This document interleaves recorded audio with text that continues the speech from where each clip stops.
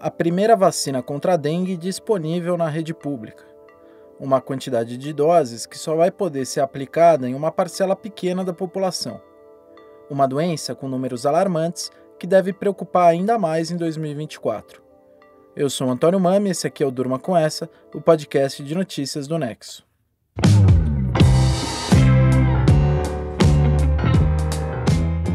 Olá, eu sou a Aline Pellegrini e estou aqui com o Antônio para apresentar esse podcast que vai ao ar todo começo de noite, de segunda a sexta, sempre com notícias que podem continuar a ecoar por aí. Segunda-feira, 22 de janeiro de 2024. Dia seguinte ao anúncio feito pela ministra da Saúde, Nízia Trindade, sobre a chegada ao Brasil das primeiras vacinas contra a dengue produzidas pelo laboratório japonês Takeda Pharma, vacinas que serão incorporadas ao SUS, Sistema Público de Saúde. O lote chegou ao país no sábado e tem 720 mil doses do imunizante, que foram cedidas gratuitamente pela farmacêutica.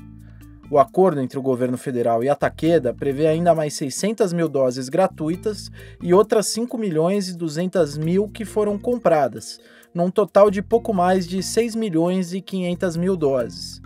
Segundo o governo, esse número corresponde à capacidade produtiva do fabricante nos próximos meses.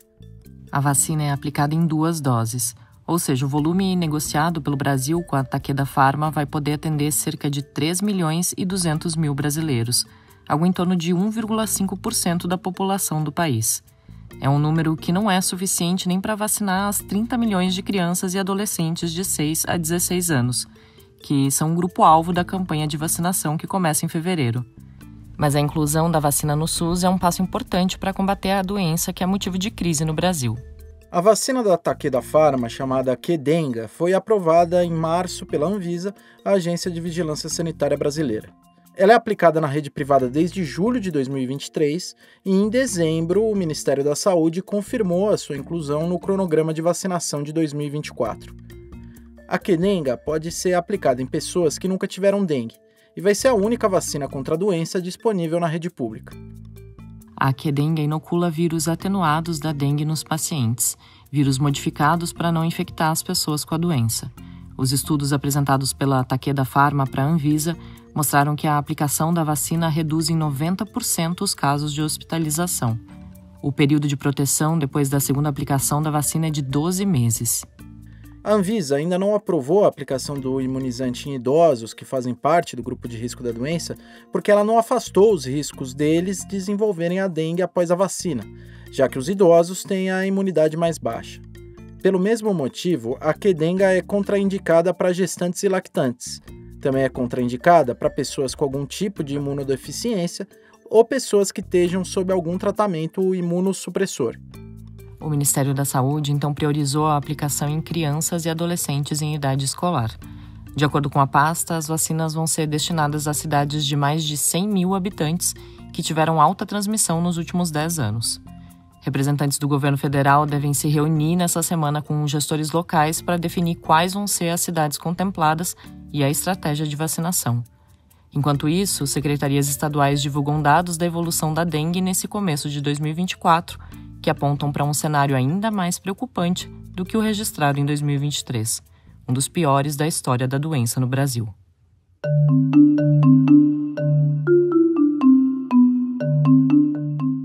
A dengue é uma doença causada por um vírus transmitido pela picada da fêmea do mosquito Aedes aegypti. Ela costuma causar febre, dores no corpo e erupções cutâneas. Nos casos mais graves, ela pode provocar hemorragias e aumentar as chances de morte. Quando uma pessoa é infectada pela segunda vez, a chance da doença evoluir para um quadro de dengue hemorrágica é maior. A transmissão da dengue aumenta nos meses mais chuvosos, geralmente de novembro a maio. O acúmulo de água parada contribui para a proliferação do mosquito Aedes aegypti e, consequentemente, para a maior disseminação da doença. O principal foco para a criação do inseto são recipientes que acumulam água parada e geram um ambiente ideal para a formação de larvas. Os dados divulgados pelo Ministério da Saúde mostram que 2023 foi o ano em que mais morreu gente de dengue na história do Brasil, com quase 1.100 mortes confirmadas. Além disso, 1.600.000 brasileiros contraíram a doença ao longo de todo o ano, com 52 mil casos requerendo hospitalização. Os números acompanham uma alta que a doença já havia registrado em 2022 com relação ao ano anterior. E as expectativas são de que 2024 seja um ano ainda pior. No pior cenário, o Ministério da Saúde estima que o Brasil vai registrar 5 milhões de casos de dengue nesse ano. O diagnóstico mais conservador, que estima 1.700.000 casos, já seria um recorde histórico no país. E o que está por trás dessa explosão de casos de dengue no Brasil? Primeiro, o próprio comportamento da dengue, que é uma doença cíclica. A cada 3 anos, o país vive um pico de casos porque esse é o tempo de imunidade gerada pela infecção.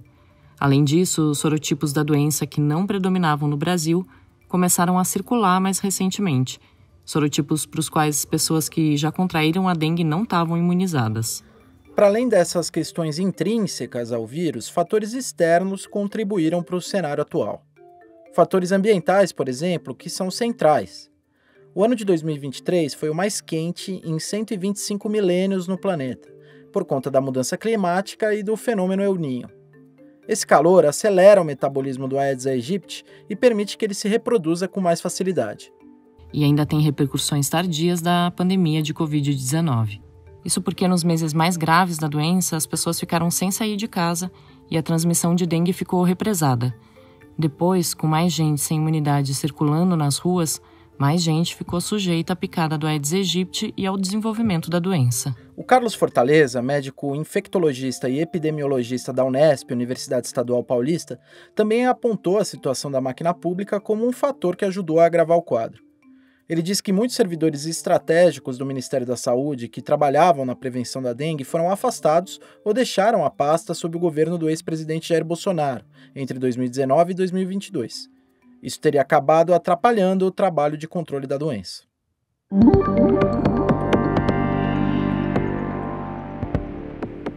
O fato da vacina Qdenga ter sido aprovada pela Anvisa em março de 2023 e ter ficado disponível na rede privada desde julho daquele ano fez com que o Ministério da Saúde fosse criticado por só incluí-la no programa de vacinação em dezembro.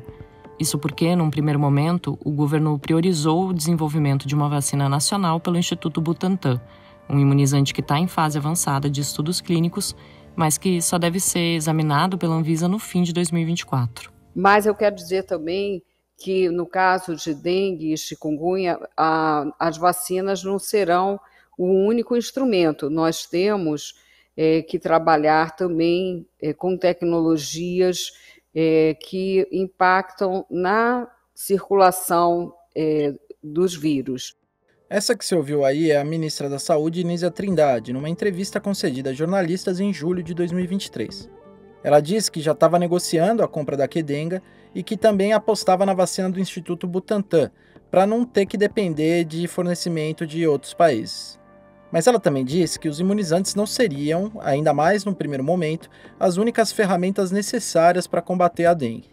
Isso principalmente porque o número de doses disponíveis contra a doença ainda é muito reduzido diante da gravidade do cenário atual. A Nízia cita como medida fundamental o controle dos vetores da doença, ou seja, da reprodução do Aedes aegypti. Segundo dados do Ministério, 75% dos casos de transmissão da dengue acontecem dentro das casas ou no entorno delas. O controle de criadouros de larvas, principalmente dentro das residências, é um método reconhecidamente eficaz para bloquear a transmissão do vírus. É uma medida que depende tanto de ações do poder público, que pode fiscalizar as casas, como dos próprios indivíduos. Para isso, o governo investe em campanhas de comunicação para conscientizar a população do problema. Para além da vacina, existem também outras tecnologias que têm sido produzidas por diferentes instituições. São medidas como a introdução de bactérias em mosquitos para impedir que eles se desenvolvam, a criação de mosquitos transgênicos e a produção de larvicidas que devem ser aplicados em pontos de acúmulo d'água. Apesar desses experimentos acontecerem ainda em pequena escala, eles têm apresentado resultados promissores. Diante do cenário que se anuncia para a dengue em 2024, são iniciativas bem-vindas para o país.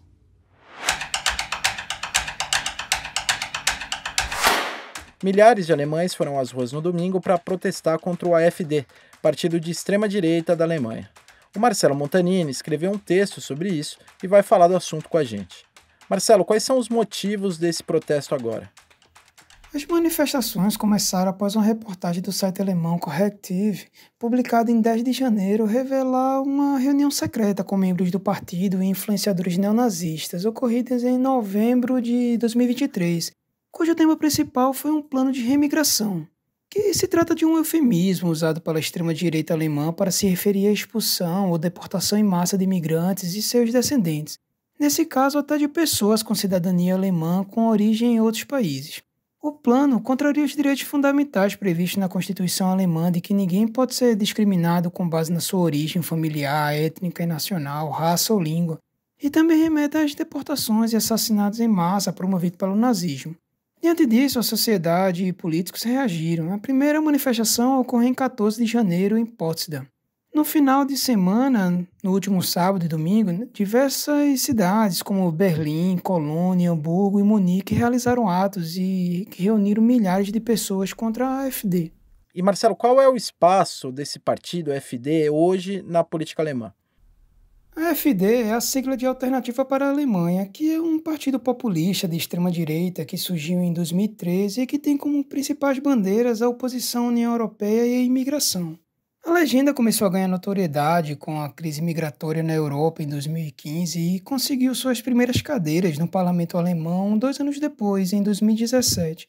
A ascensão da AfD aconteceu no mesmo período em que diversos partidos de extrema-direita se fortaleceram, como a Liga, que faz parte da atual coalizão de governo na Itália, e o Reagrupamento Nacional, que se consolidou como uma força política na França.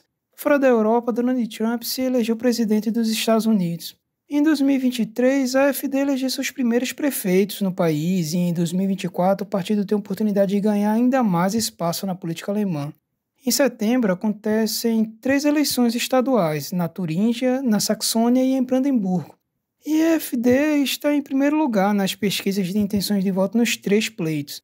As pesquisas nacionais também apresentam um cenário favorável para os extremistas.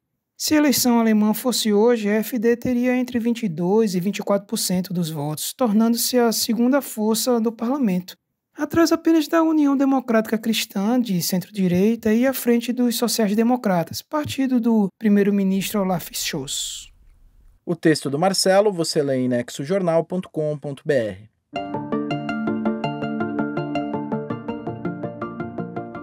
Cientistas chineses conseguiram clonar o primeiro macaco reso saudável recentemente. E quais são as implicações disso?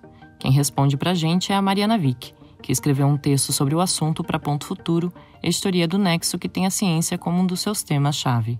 Esse macaco, chamado Retro, é o primeiro clonado da espécie a viver de forma saudável por 2 anos, segundo pesquisadores da Academia Chinesa de Ciências que conduziram o experimento. Nunca antes um macaco clonado desse tipo tinha vivido tanto tempo. Esses animais costumam ser usados em experimentos científicos por terem um genoma muito parecido com o dos humanos, e pesquisadores tentavam clonar eles há anos, sem sucesso até agora. A ciência já tinha conseguido clonar algumas vacas, cachorros, gatos e ovelhas, como a ovelha Dolly, que foi o primeiro mamífero clonado da história em 96, mas a clonagem de primatas é considerada especialmente difícil. Integrantes da Academia Chinesa de Ciências conseguiram produzir o Retro agora, depois de ajustar a técnica pela qual outros animais costumam ser clonados, fazendo uma intervenção na placenta dos embriões produzidos. Esse feito é importante porque ele pode indicar um caminho para a clonagem de novos primatas no futuro, o que pode beneficiar uma série de estudos médicos. Mas nem tudo é tão otimista. Os dados da Academia Chinesa de Ciências mostram que 113 embriões foram utilizados nesse experimento e só um macaco, o Retro, sobreviveu. A taxa de eficácia das clonagens costuma ser realmente muito baixa, não é só nesse caso. Mas parte da comunidade científica criticou a pesquisa por causa desses números. Os críticos dizem que, para ser considerado um sucesso, o experimento devia ter gerado mais macacos saudáveis e não só um. Ativistas de defesa dos animais também expressaram preocupação. Para a Real Sociedade para a Prevenção da Crueldade contra os Animais no Reino Unido, o sofrimento causado aos macacos nesses experimentos supera qualquer benefício imediato para os humanos. Eles dizem que os animais não são ferramentas de pesquisa, mas seres que sentem, inclusive sentem dor. O texto da Mariana você lê em nexojornal.com.br/.futuro. Da vacina contra a dengue, passando pelo protesto contra a extrema-direita da Alemanha até chegar na primeira clonagem de um macaco résio saudável, durma com essa. Com roteiro, apresentação e produção de Antônio Mami, apresentação e edição de texto de Aline Pellegrini, participação de Marcelo Montanini e Mariana Vick e edição de áudio de Pedro Pastoriz, termina aqui mais um Durma com essa. Amanhã tem mais. Até!